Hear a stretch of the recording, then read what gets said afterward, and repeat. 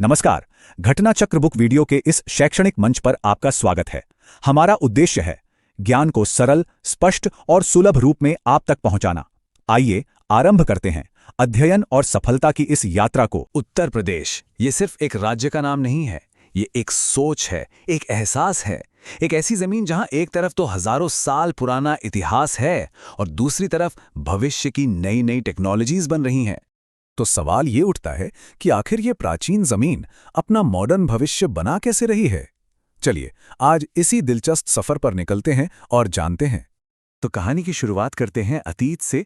देखते हैं कि उत्तर प्रदेश अपनी उस बेशकीमती विरासत को कैसे संभाल रहा है, वो जड़ें जो इसे सबसे अलग बनाती हैं। 128 ये महज एक नंबर नहीं है, ये उम्र थी वाराणसी के योग गुरु स्वामी शिवानंद की, जब उन्होंने दुनिया को अलविदा कहा।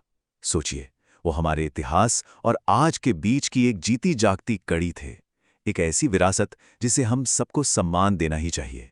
और विरासत की ये कहानी सिर्फ लोगों तक ही नहीं रुकती। सारनाथ से जो पवित्र बौद्ध अवशेष निकले हैं ना, वो आज पूरी दुनिया में शांति का पैगाम दे रहे हैं।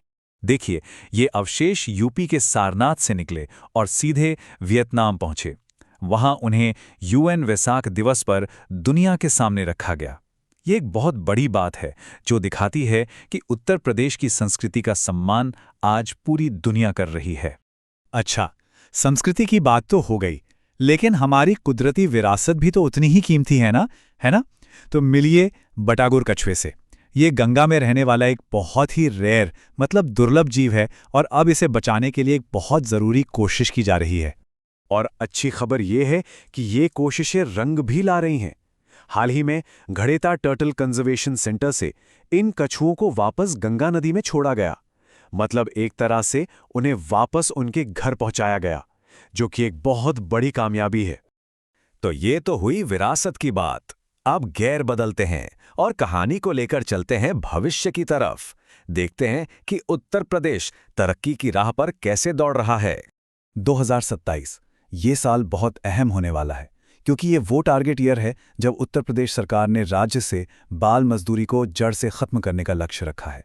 ये एक बहुत बड़ा एक जनरेशन चेंजिंग वादा है। तरक्की का एक और जबरदस्त उदाहरण है टेक्नोलॉजी। यूपी पुलिस के क्राइम मॉनिटरिंग पोर्टल को हाल ही में बहुत बड़ा स्कॉच अवार्ड मिला है।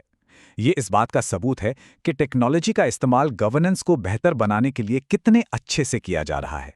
तो देखिए, ये अवार्ड सिर्फ एक पोर्टल या टेक्नोलॉजी का नहीं है, बल्कि ये उस सोच का सम्मान है जहां इनोवेशन का मकसद है सभी के लिए एक ज्यादा सुरक्षित समाज बनाना। टेक्नोलॉजी से हटकर देखें तो तरक्की का असर टूरिज्म और कम्युनिटी एंगेजमेंट में भी दिख रहा है, जहां लोगों के लिए नए नए अनुभव तैयार किए जा रहे हैं। इसके दो बिल्कुल अलग लेकिन बेहतरीन उदाहरण हमारे सामने हैं। एक तरफ वाराणसी में डॉल्फिन सफारी है जो इको टूरिज्म को बढ़ावा दे रही है, तो दूसरी तरफ लखनऊ में सांसद खेल महाकुंभ है जो जमीनी स्तर पर स्पोर्ट्स को आगे बढ़ा रहा है। तो हमने विरासत और तरक्की दोनों पहलुओं को देखा। अब इन दोनों धागों को एक साथ मिलाते हैं और देखते हैं कि उत्तर प्रदेश की मुकम्मल तस्वीर आखिर दिखती कैसी है। तो एक तरह से आज के यूपी के दो चेहरे हैं और दोनों ही साथ साथ चल रहे हैं।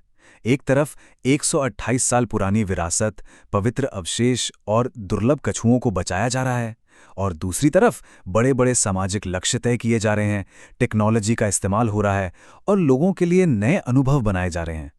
और आखिर में एक सवाल जो सोचने पर मजबूर करता है, जैसे जैसे तरक्की की रफ्तार और तेज होगी, वो कौन सी एक विरासत है जिसे उत्तर प्रदेश को कभी भी किसी भी कीमत पर खोना नहीं चाहिए।